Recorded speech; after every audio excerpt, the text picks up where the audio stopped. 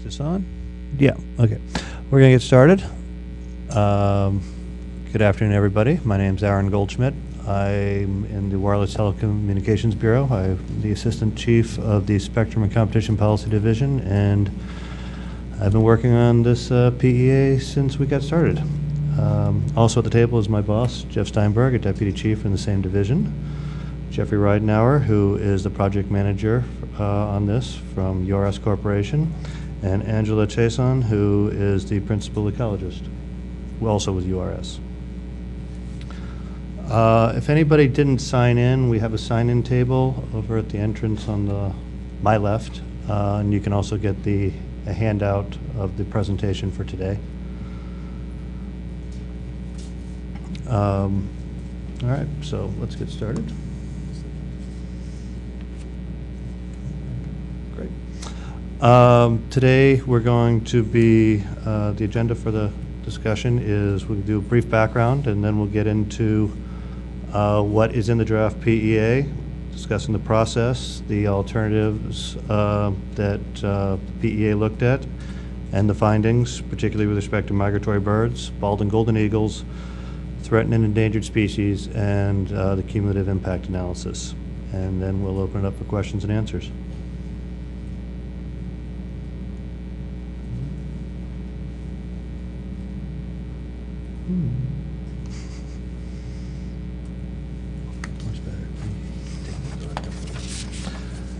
As most of you know, we are doing the PEA in response to a decision by the District of Columbia Court of Appeals, the American Bird Conservancy Incorporated versus FCC, which asked the FCC to evaluate the effects of the ASR program on threatened and endangered species and migratory birds, and also to prepare an environmental analysis, which could begin with a programmatic environmental assessment. Also want to draw attention to the fact that currently on circulation before the commissioners at the FCC, we have draft procedures that respond to another part of that court decision. The draft procedures would institute a public notice and 30-day opportunity for public comment for new construction of towers in the ASR, as well as require, as an interim measure, environmental assessments for towers over 450 feet tall.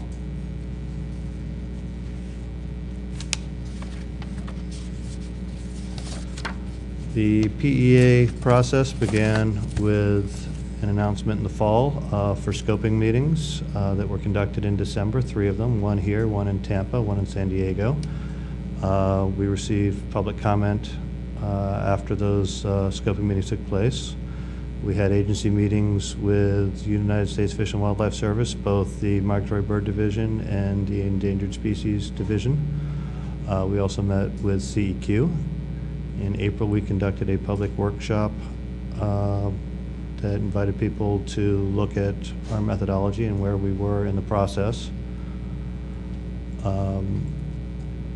So now we have the draft PEA that was issued on August 26th with the primary focus on migratory birds. And a reminder that the comments are due in response to the draft PEA on October 3rd. At this point, I'm going to turn it over to Jeff to talk about the substance of the draft PEA. Oh, thanks, Aaron. I'll describe the alternatives that were evaluated and then the results of the impact analysis for each alternative, with a focus on migratory birds, bald and golden eagles, and threatened and endangered species. The PEA evaluated the following alternatives: the no-action alternative, that is the existing ASR program; Alternative 1, that includes the existing ASR program with the anticipated FAA lighting changes that would allow red flashing lights without the use of red steady lights; Alternative 2, which includes modifications to the ASR program and contains 3 options. Option A would require environmental assessments, or EAs, for all projects. Option B limits the projects that are categorically excluded and requires an EA for the rest. And then option C would require EAs for towers greater than 450 foot tall. The FCC also considered and dismissed several alternatives, including prohibiting all new tower construction, prohibiting towers that exceed a certain height, prohibiting towers within certain areas, and prohibiting towers with guy wires. Thanks. The no action alternative is basically a continuation of the existing ASR program and its NEPA compliance procedures, and it includes the public notice and 30-day public comment requirement of the FCC draft procedures. And it includes existing FAA permitted lighting configurations. Alternative 1 is a continuation of the existing ASR program and NEPA compliance procedures with FAA lighting changes. It includes the public notice and 30-day public comment requirement of the FCC draft procedures, and it assumes that potential changes to the FAA permitted lighting configurations would be implemented. Now, Alternative 2 is a modification to the existing ASR program and the NEPA compliance procedures. It requires a more comprehensive assessment of impacts, particularly those on migratory birds. It includes the public notice and 30-day public comment requirement of the FCC draft procedures. There's no change in procedures for tower modifications or replacements that do not involve a substantial increase in size, certain lighting changes, and minor ASR actions. And this alternative includes 3 options. Option A would require an EA for all projects except for certain changes to existing towers. This includes EAs for new towers outside of antenna farms, EAs for new towers within antenna farms, replacement towers, and tower modifications if there is a substantial increase in size over the existing towers, and an EA for changes to existing towers that involve a change to steady burning lights, change to high intensity white lights in residential areas, the addition of lighting, and human exposure to RF radiation in excess of established limits. Option B would limit projects that are categorically excluded. It would require an EA for certain combinations of location and structural and lighting features as follows. Those required under the existing FCC rules, or within 660 feet of a bald eagle nest, or 0.6 of a mile of a golden eagle nest, or within a ridgeline, coastal zone, bird staging area, and colonial nesting site, and more than 450 foot tall, or would use red steady lighting, or would use guy wires. Option C would require an EA for all projects, all towers greater than 400 feet tall. It includes the existing 450 foot tall, right. It includes the existing FCC NEPA compliance procedures and would require EAs for proposed new towers or the substantial increase in size of a modified or replacement tower that is greater than 400 foot tall, regardless of its location, lighting scheme, or use of guy wires.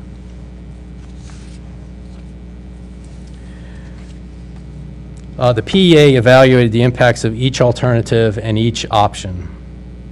In addition, the impacts for the 3 options of Alternative 2, and that is the modification to the ASR program, were analyzed with and without the FAA lighting changes in place. Impacts were analyzed in terms of their context and intensity. The analysis determined that impacts on resources other than migratory birds are negligible, minor, or moderate, and are not significant. At the national level, impacts on migratory birds are major but not significant. At the local level, impacts on migratory birds may be significant, and only Alternative 2, options A and B, fully address these impacts.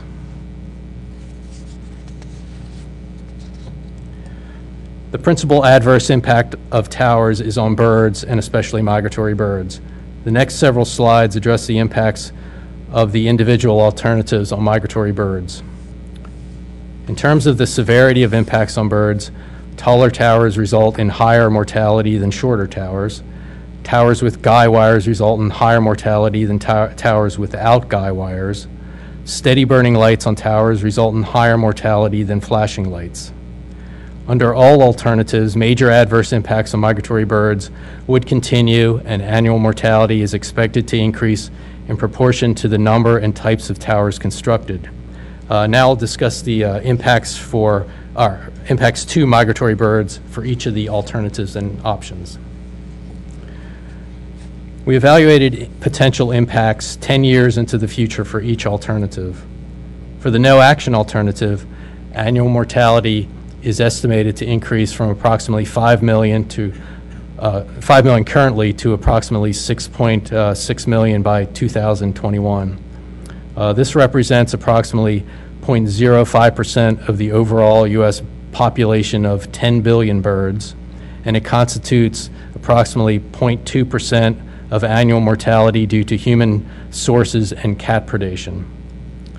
Site-specific EAs are not required in areas important to migratory birds, and as a result would not address impacts to local populations. For alternative 1, we determined that the annual mortality would decrease compared to future conditions under the no-action alternative.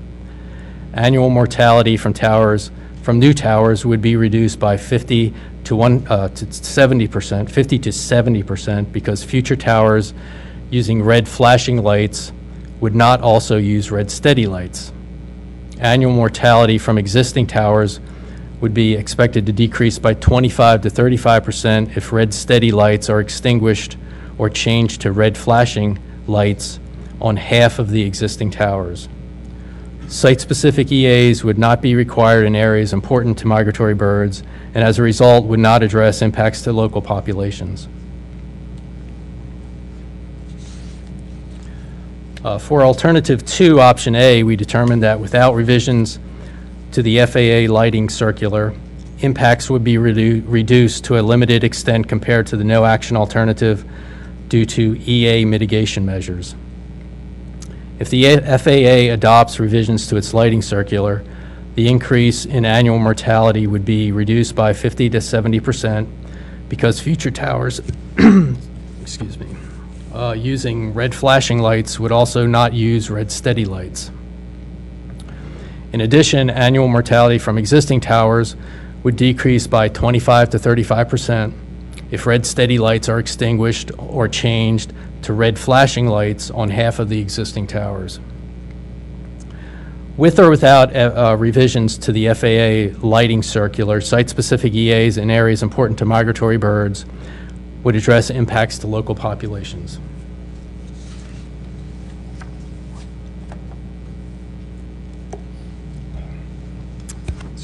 For alternative 2, option B, impacts would be reduced due to EA mitigation measures. In addition, impacts would be reduced due to incentives to avoid constructing towers that are tall, use guy wires, or use red steady lights in areas important to migratory birds. If the FAA adopts revisions to its lighting circular, the increase in annual mortality would be reduced by 50 to 70% due to future towers using red flashing lights and not using red steady lights. In addition, annual mortality from existing towers would decrease by 25 to 35% if red steady lights are extinguished or changed to red flashing lights on half of the existing towers. With or without revisions to the FAA lighting circular, site-specific EAs in areas important to migratory birds would address impacts to local populations. Now for option C, impacts would be reduced due to incentives to avoid constructing tall towers if feasible. In addition, impacts would be reduced due to EA mitigation measures for tall towers. If the FAA adopts revisions to its lighting circular, the increase in annual mortality would be reduced by 50 to 70% because future towers with red flashing lights would not also use red steady lights. In addition, annual mortality from existing towers would decrease by 25 to 35% if red steady lights are extinguished or changed to red flashing lights on half the existing towers. Now, with or without revisions to the FAA lighting circular, site-specific EAs would not be required in areas important to migratory birds, so impacts to local populations would not be addressed. Now, for bald and golden eagles, towers could disturb their breeding, nesting, feeding, and sheltering.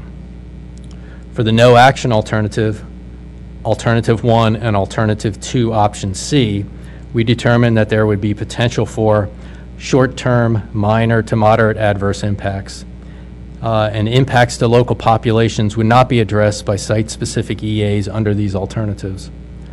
Under Alternative 2, Options A and B, there would be short-term, minor adverse impacts, reduced impacts due to an incentive to locate new towers away from nests, and impacts to local populations would not be addressed by site-specific EAs. Would be addressed. Oh, I'm sorry, would be addressed. Thanks, Aaron. All right. For threatened and endangered species, a determination of potential impacts would be based on site-specific review.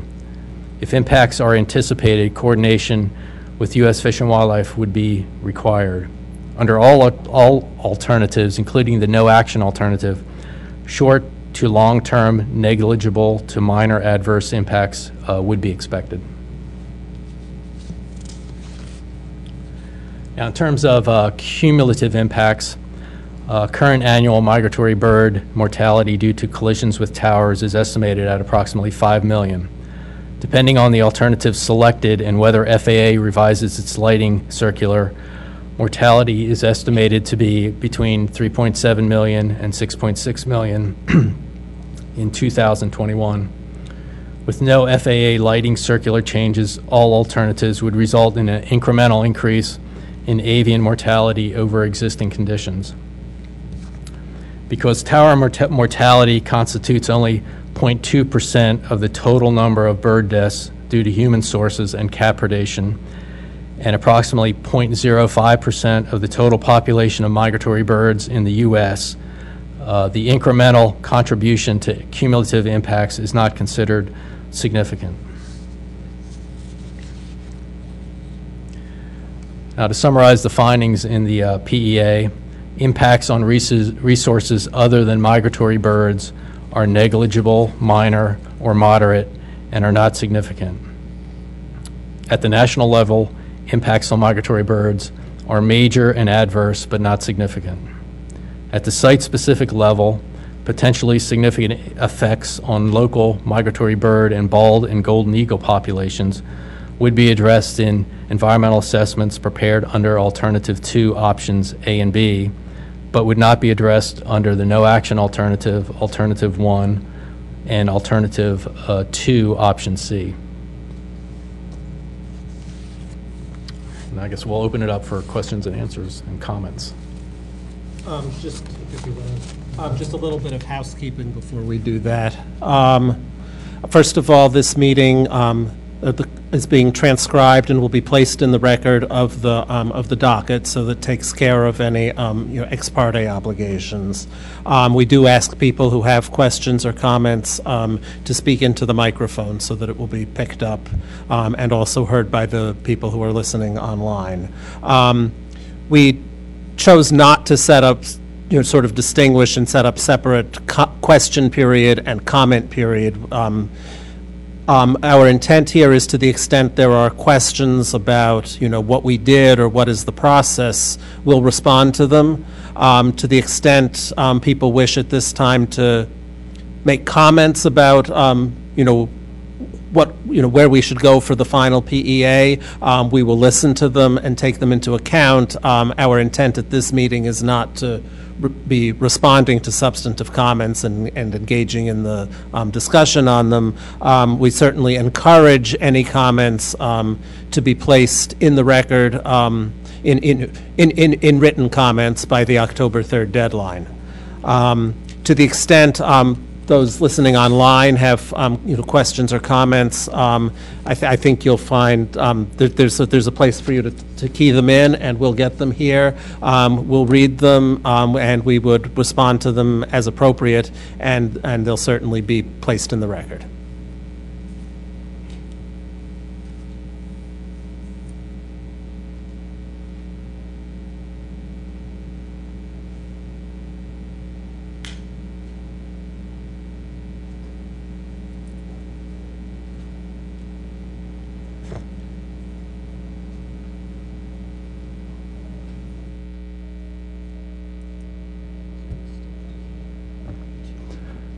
Is this mic? Yeah, it's on. Al Manville. I'm a wildlife biologist with Division of Migratory Bird Management, U.S. Fish and Wildlife Service. I'm our national lead on avian structural issues. We have a lot of issues, Jeff, with your PowerPoint, and we're going to be providing official comments through Interior Department probably by the end of this month to meet the FCC's deadline. I guess the biggest issue that strikes me right now is you're comparing apples to kumquats when you raise the issue of communication towers affecting 0.02% of the population of migratory birds. You indicated 10 billion. Well, that's 10 billion in the spring population. Our estimate for migratory bird population in the fall is 20 billion. And the reason I say you're comparing apples to kumquats here is when you bring in the cats issue, those are two separate, totally different issues. Our concern with communication towers is the impact of towers on imperiled species, particularly birds of conservation concern. And right now there are at least 8 birds of conservation concern that are being impacted based on our meta-analysis, which is under final peer review, Longcore et al., for PLOS 1 for publication. That raises these concerns, and to blanketly say that this apparently small number of birds is therefore insignificant and not an important impact is just erroneous. So we'll try to provide some additional comments in addition to the comments we're working up now through the regions to try to clarify some of these issues, because there's a lot of misinformation and interpretation in here that might lead the public to think that these are issues of minimal concern, which is clearly not the case. Actually, while we're at it,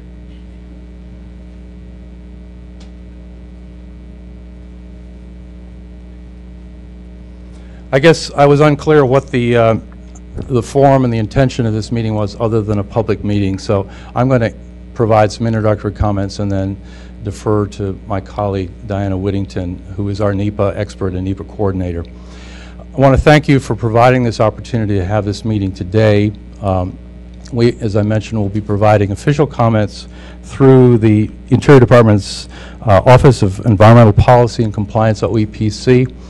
Our deadline to them is September 30th, so hopefully we'll be able to meet your October 3rd deadline. Might remind you that these issues were first initiated way back in the conference at Cornell in 1999, at least some of them were, that Bill Evans and I had the privilege of co-facilitating, that FCC participated in. Paul Schmidt and I worked with Jeff in particular, others within the FCC back as far as 2003 to begin the process of proposed rulemaking. So these are, although this relates specifically to the lawsuit, these are issues that tie in with that, and we're encouraged to move forward and make some things happen. I would also suggest that since we now have the Federal Energy Regulatory Commission that has become the first commission to sign on to our executive order EO 13186, that since a precedent has been set, we encourage the FCC to consider moving forward on this issue, and I think would help in dealing with, amongst other things, NEPA analysis and NEPA review. I'm going to defer to my colleague Diana Whittington, who is our NEPA expert. She's our lead on migratory bird NEPA issues here in Washington. She's also a trainer for several of our NEPA courses, including an advanced NEPA course and a NEPA Fish and Wildlife Service Actions course out at our National Conservation Training Center. So, Diana, let me defer to you.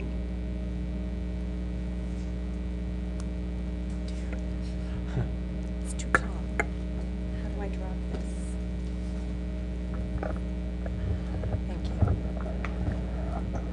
Thank you. First, I'd like to thank you, and I think you've made a good start. But we have some substantive comments that we want to be providing today and through DOI. Although the draft, I'm just going to read them.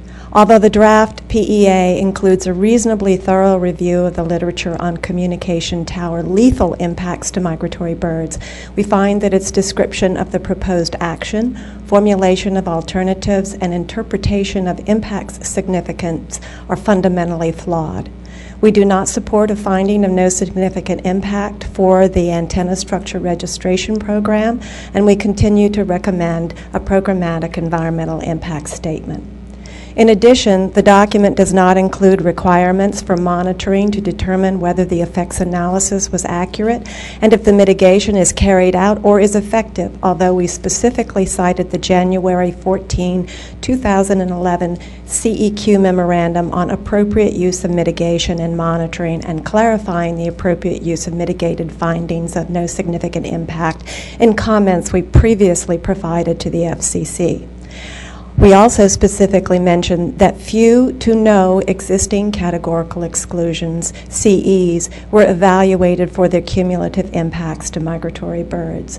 Because of that systemic oversight, we recommended including monitoring using a representative sampling design for categorically excluded projects to determine if a categorical exclusion was appropriate for the conditions and that there are indeed not significant cumulative impacts from the use of that categorical exclusion.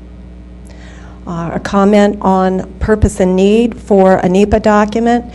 They're really related to the program you're proposing, not for your purpose and need for the NEPA document.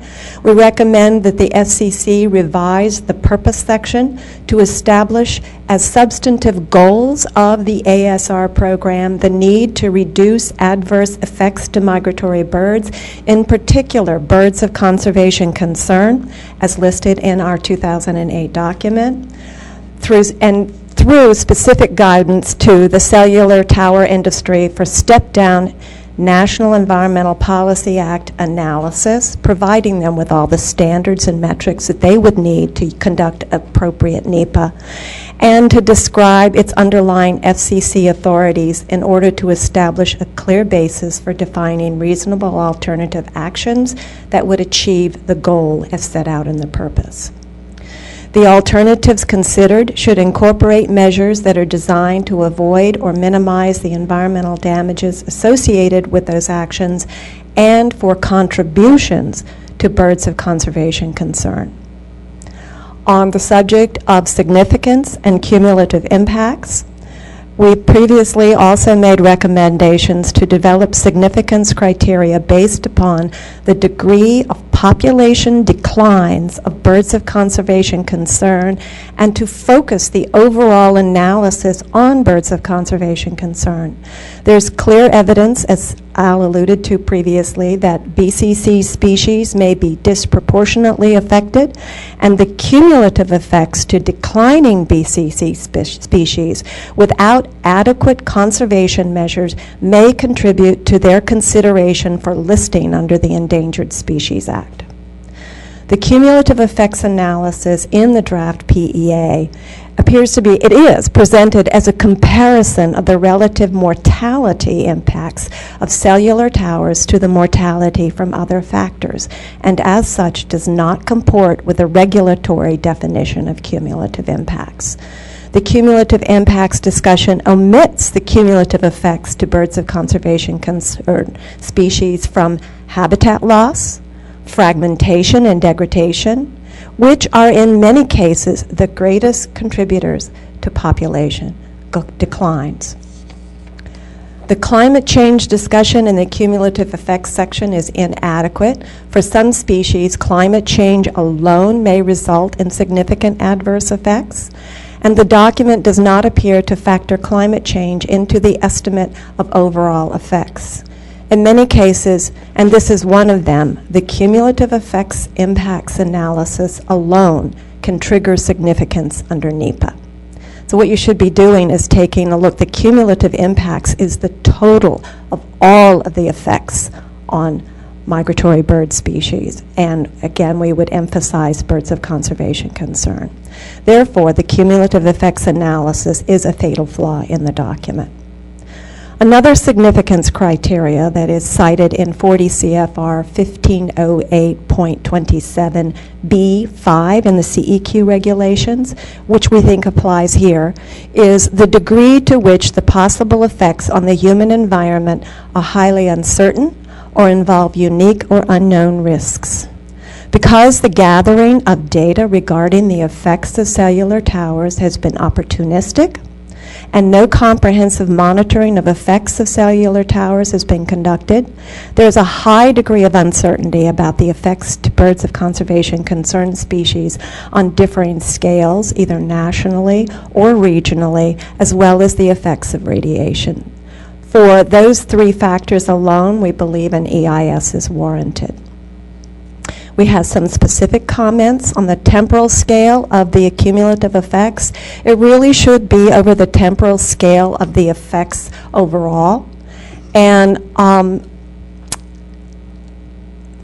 the draft PEA sets a temporal scale analysis of 10 years with no real justification for why you're not establishing it as at the temporal scale of the program as a whole, which is what we think it should be. In the environmental consequences section of the document, it states that in the absence of peer review, the conclusions that Longcore et al. 2011 draw from these studies are not accorded significant weight. I'm paraphrasing there.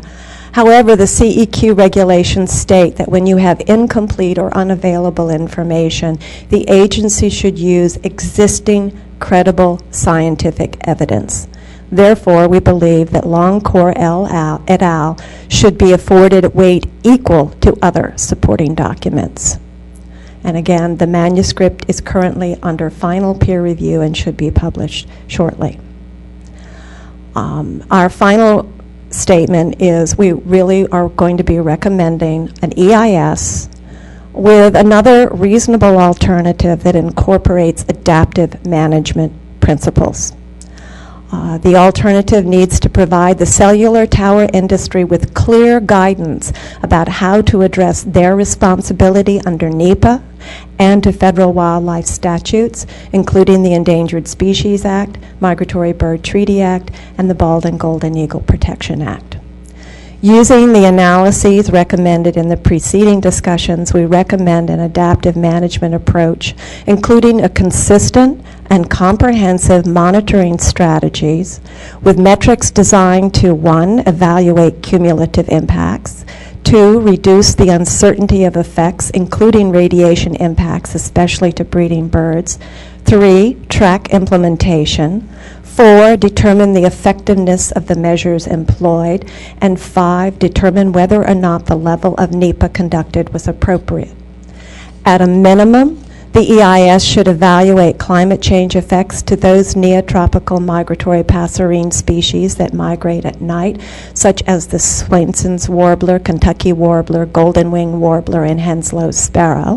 These and other species are birds of conservation concern that appear to be disproportionately impacted by communication towers.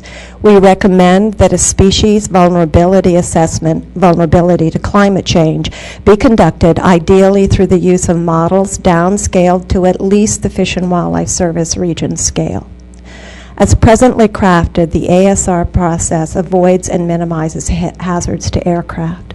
We suggest that the registration process also needs to avoid and minimize hazards to migratory birds, which will ultimately enhance the FCC's NEPA compliance. We'd also like to recommend that if the FCC has not yet done so, that they invite federal land management agencies and state and tribal wildlife agencies to be cooperating agencies on a programmatic EIS.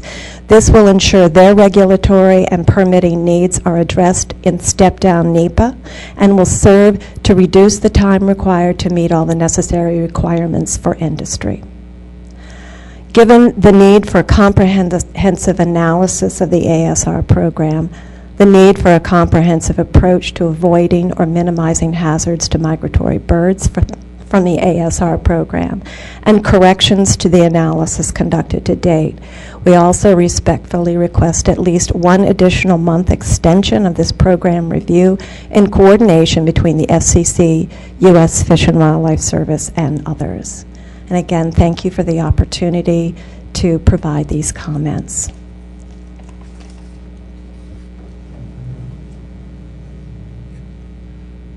Just one thing I just wanted to give feedback. With respect to the Longcore study, our understanding is that what we have in front of us has undergone revision, and we don't have the most current version. Our understanding is that there have been changes, and it's awfully hard for us to rely on something when it's not in the record.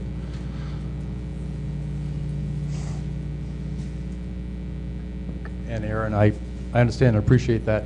I'm not at liberty to release the current document because the authors are just about to get the peer-reviewed comments and make the changes. But as soon as we have that, and I understand from what Travis has told me, it's imminent, we will get it to you as soon as we can release it.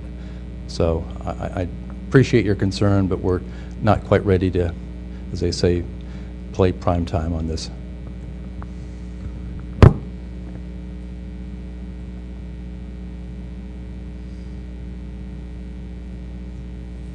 All right, I mean, basically, we want to, thank you for those comments and open it up to anyone else.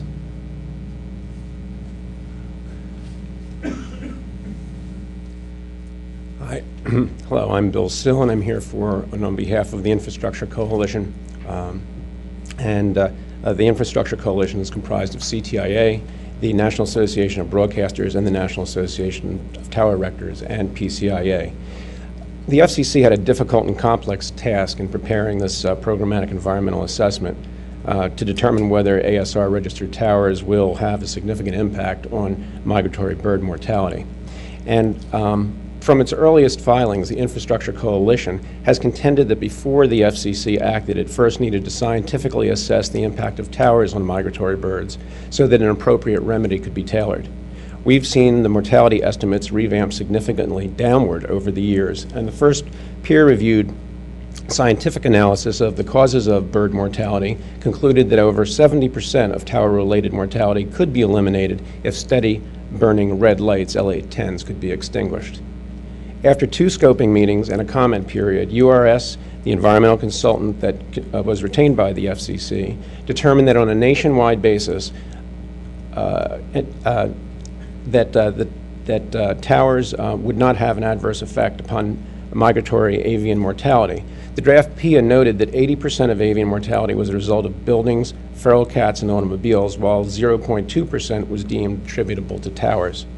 The draft PEA contained a no-action proposal and 2 alternatives. The second alternative had 3 sub-alternatives. The Infrastructure Coalition will be filing comments on October 3rd in support of the draft PEA and will provide its analysis of the most appropriate alternative at that time. However, we did just want to state that the comments that were just made about the long-course study and utilizing the best credible evidence, the submission that we made, the report that was made by ERM, concluded that the long-course study could not be used for rational decision-making and therefore was not credible and should not be considered. We are hopeful that the same bipartisan spirit that existed between the Infrastructure Coalition and the conservation groups when we jointly worked together on issues surrounding the interim ASR rules can prevail here as well. This was a very successful joint effort in which the Infrastructure Coalition and the conservation groups presented the FCC with an MOU that outlined core elements that could form the basis for an interim ASR rule. Last week, according to FCC reports, the interim ASR rules are on circulation with the chairman and the commissioners. In conjunction with the conservation groups, the Infrastructure Coalition kept an ongoing dialogue with the FAA, which resulted in the conspicuity study that we anticipate will permit the extinguishment of the steady burning red L810s. The Infrastructure Coalition would prefer to see a final PEA rapidly adopted that would have appropriately tailored regulatory response and which did not result in protracted disputes and litigation. And those are the end of my remarks, but I did have one question, and it's a procedural question rather a substantive one. And that is, previously there was a general date set for when the final PEA would be issued. And we were wondering, based upon the facts as they are now and the status of the proceeding as it is now, do you have a projection for when the final PEA would be issued? It's certainly a legitimate question. We are aiming at this point for the end of the year. Again, obviously, all dates are subject to whatever happens.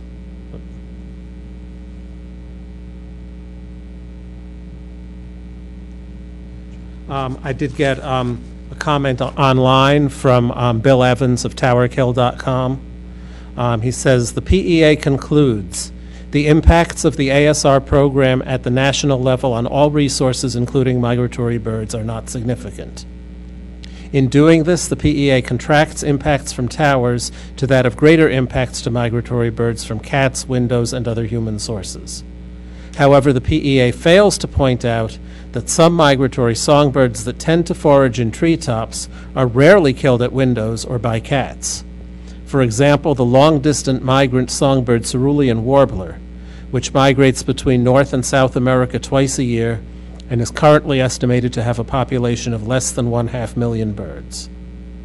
While any individual tower would obviously not have a significant impact on the cerulean warbler population, I wonder if URS could discuss what basis they use to determine that the future build-out of towers will not have a significant impact on a species such as cerulean warbler, for which towers may be one of the primary anthropogenic potential impacts.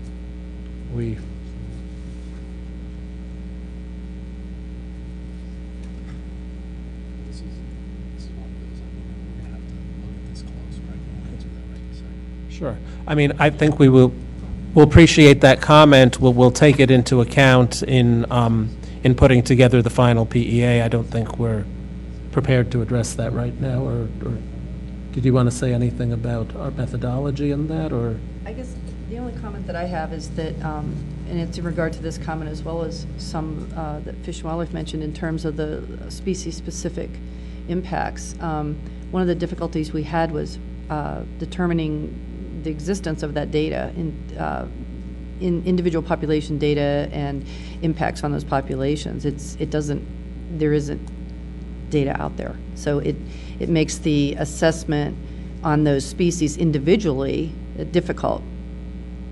Is that assumption not correct? Because we've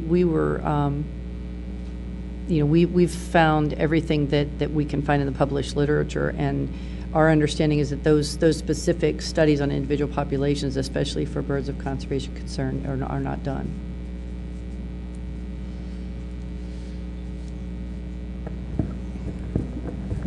Angela, the Longcore et al. Study was based on a meta-analysis of 72 different studies, 243,000 some birds that were retrieved over several decades.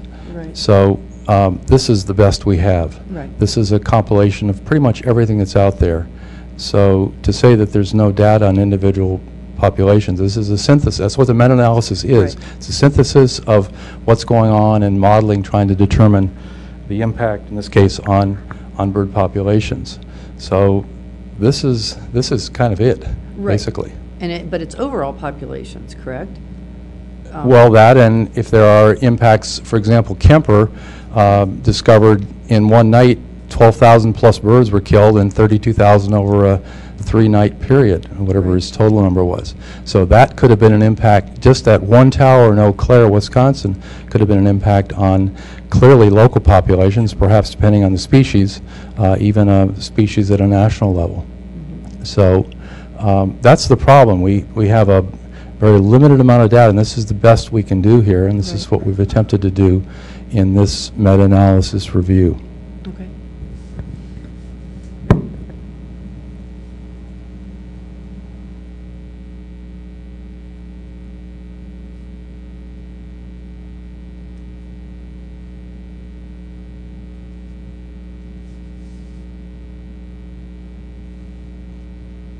Does anyone else have any other questions or comments they'd like to present today?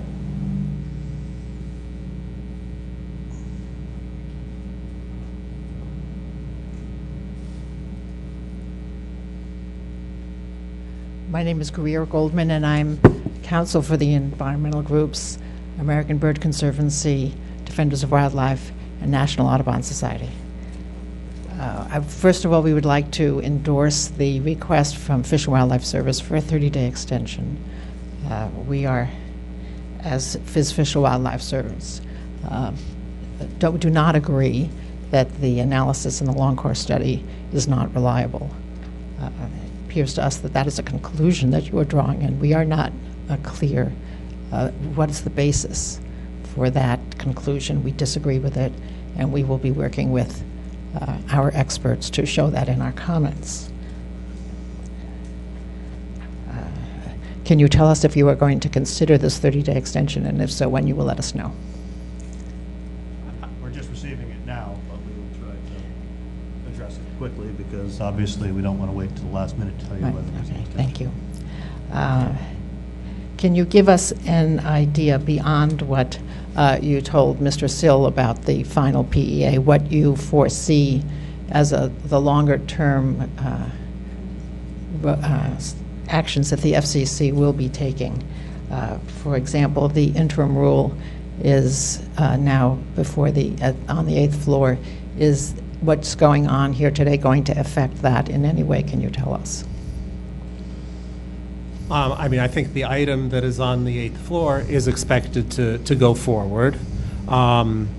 Depending on what comes out of the, out of the PEA, if we issue, if we do come out with a programmatic FONSI as a result of the PEA, then the commission would, assuming that, unless we were to find a FONSI with the no action alternative, which is not the proposal, which is not what the draft PEA does, the commission would need to put some rules into place to implement, whatever conditions are in the chosen alternative. I don't think that we have a detailed plan at this point for exactly how that would happen, but I think under NEPA, the combination of NEPA requirements and requirements of the FCC's own rules, that is, we would need to go in that sort of angle. Of course, if we don't end up with a FONSI on the programmatic level, then my understanding is we would need to go to a programmatic EIS. So, but in the meantime, we're proceeding on the course that we are now with the interim rules, recognizing that the 450-foot aspect of it may change depending upon what's done here. I think that the notice process is independent. I don't see anything in the PEA affecting that. You mentioned a chosen alternative, and the draft does not include a preferred or chosen alternative. Is the final going to do that?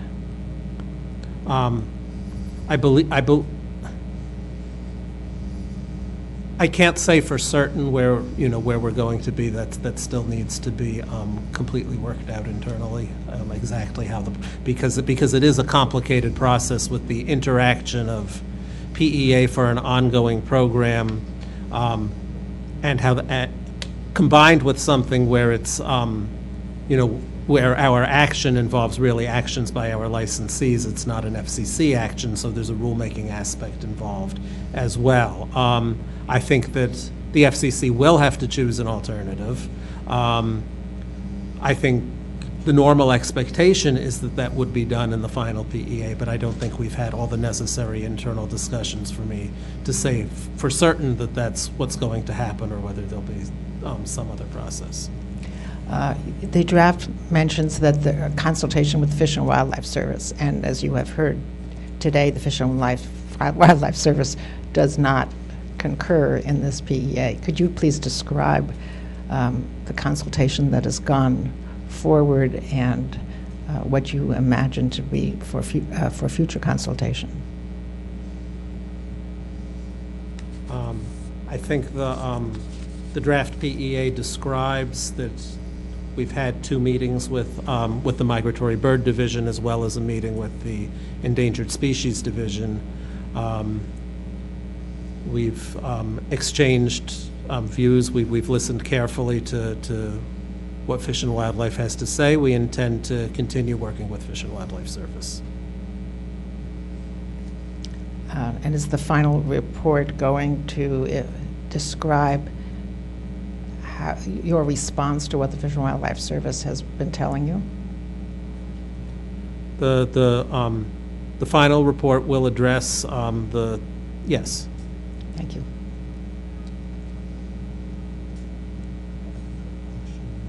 Oh, yes. What did I do with it? Oh, a follow-up comment from Bill Evans at towerkill.com. If you have no data, how do you conclude no significant impact? I'll try that. I guess I might not have stated it clearly. I'm not saying there is no data, but the data that we have, other than isolated incidents at specific towers, and I thought we had discussed some of this in our meetings with Fish and Wildlife, is that the species-specific data is not there, other than the isolated tower kills that are reported. I think part of the confusion is that you're focusing your analysis on tower kills data. And it should be compared in reference to things like what's the overall population decline of that bird of conservation concern, and what are all of the contributing factors. In some cases, it may not be quantifiable. But that's also one of the reasons, and the lack of data and the enormous uncertainty here is one of the basic criterion for a significant impact under CEQ regulations. And that was one of the points I was trying to make.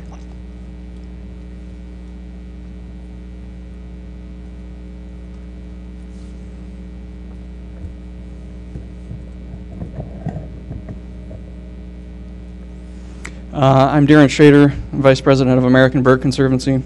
And first of all, I do want to thank the Commission for their work in bringing this issue forward.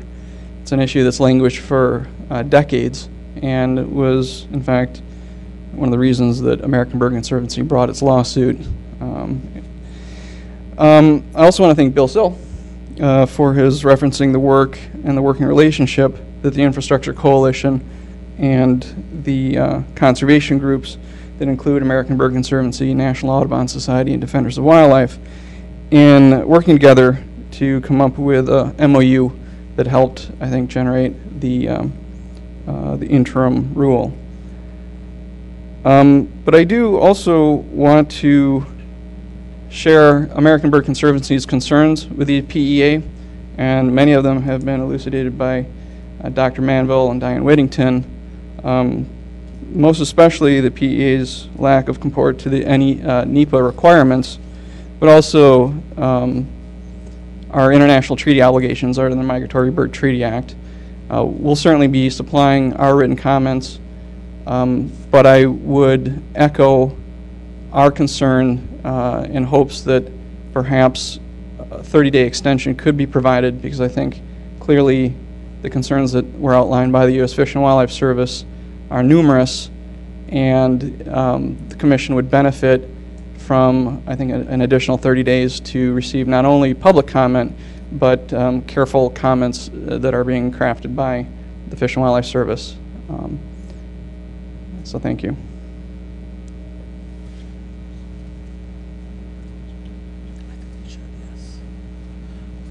If we could, actually, we've just been, anyone who's requesting a 30-day, an extension, I think it would be easier for us if that were submitted to us in writing, along with a, brief explanation of the reasons for it. Another follow-up from Bill Evans. One of the catalysts for this issue occurred in January 1998 when an estimated 10,000 Lapland longspurs, a small songbird, perished in the vicinity of 3 420-foot towers in western Kansas. It was later determined that there was substantial artificial lighting associated with a natural gas facility that likely contributed to attracting the birds to the vicinity of the towers. Clearly, the impacts of the ASR program on birds are somewhat related to artificial light associated with the towers. For URS, or the question is, which alternative, if any, would best address this issue?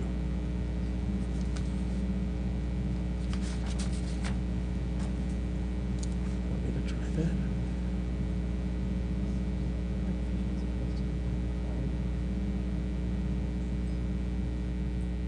I think the biggest impact will be what the lighting circular ends up saying. The lighting on towers is required by FAA regulations. FCC can't change that.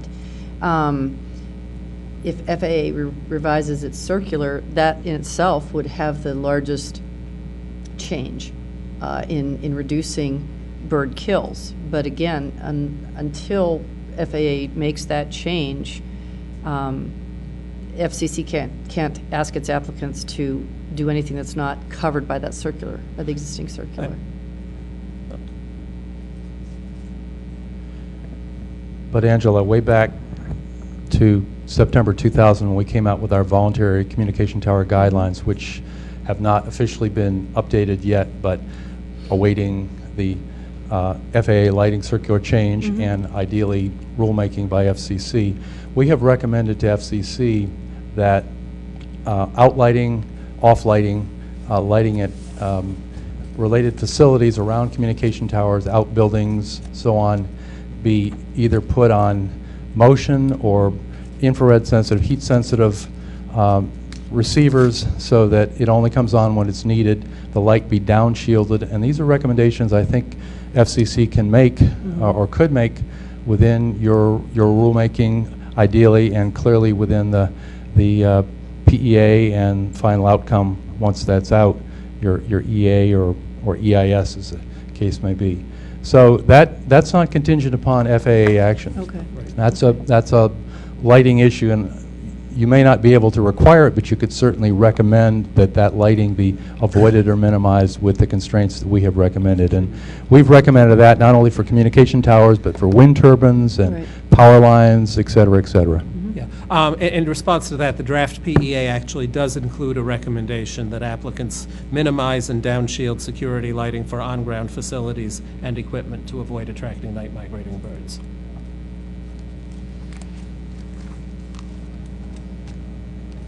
In that connection, I would also encourage the FCC and URS to elaborate on the incentives that could be suggested to further the use of those recommendations. There are several places in the PA where you talk about the changes that existing towers might make, and you estimate how many would make the changes, but there isn't any discussion of how to take whatever steps the FCC can do to encourage that, and I would urge you to do that.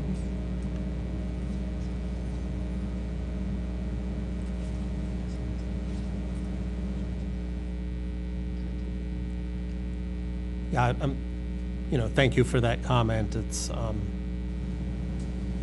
I think we, to the extent that's, particularly about changing the lights on existing towers, I think from our discussions and our understanding, I think that many in industry will find it to their advantage to do that, and it will be, so I think we will probably see a lot of, certainly to the extent that the FAA guidelines would permit simply turning off lights that are there, that I think the industry will largely find that to their advantage, because there's only advantage to that. There's really no cost to it. I think the only thing that may be likely to hold that up somewhat would be the process of getting FAA approval on individual towers, and we're certainly prepared to work with the FAA and with the industry to make that that process as smooth and as easy as possible, recognizing that that FAA has its own concerns for wanting to be sure that the records are accurate. To the extent that towers would require changing what are now a steady light and changing them to a flashing, the same light to make it flashing, that would likely take longer, perhaps not be as universal, but I think the progress that we can make, I think we can reasonably anticipate substantial progress over time on that, and that's probably, again, we're happy to take any suggestions for how we can make the towers less hazardous to birds in any way possible. But I think that our current thinking is that that's that's really where we are on it. I think we have serious questions about our jurisdiction to require changes of lighting on existing towers. And so I think we would move forward with, again, with our anticipation that the tower owner's self-interest will take care of a lot of it, and jawboning may take care of some more.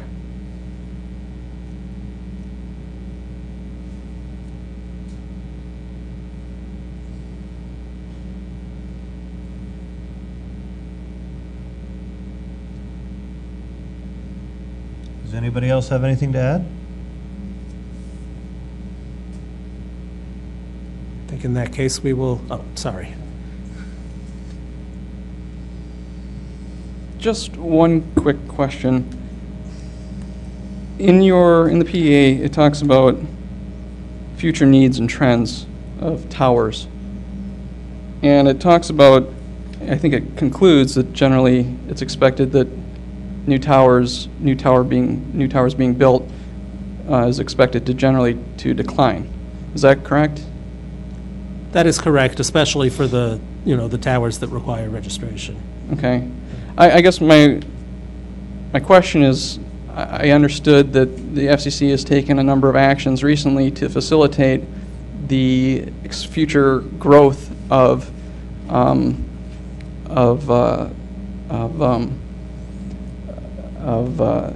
broadband. There we go, broadband. And I understood in previous documents that the FCC put forward there was a projection, a number of towers that were going to need to be built to facilitate that growth. Is that reflected anywhere else in this document that perhaps I'm not finding? It seems to be a conflicting statement. In one sense, the FCC is preparing for an explosive growth in broadband, rural broadband, and in this document, it seems to ignore that that is, in fact, an anticipated need. I don't think the document ignores it. I think that the document addresses that there are factors suggesting that, in some respects there will be need for new towers. In some respects, there's a declining need. I think much of the service build-out that is coming will require shorter towers that are not covered by this PEA and that typically don't require lighting and don't raise all of the same issues.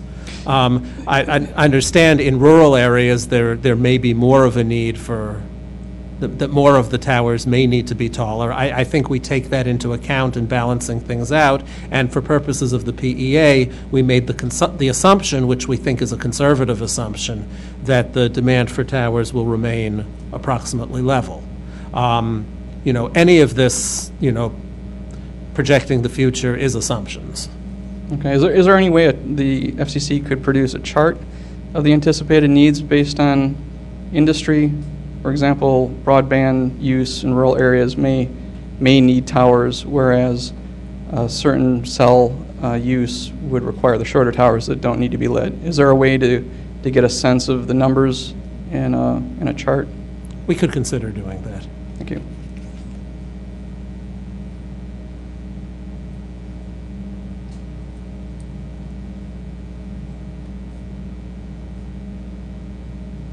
If there isn't anything else, we'll just thank everybody for coming and adjourn.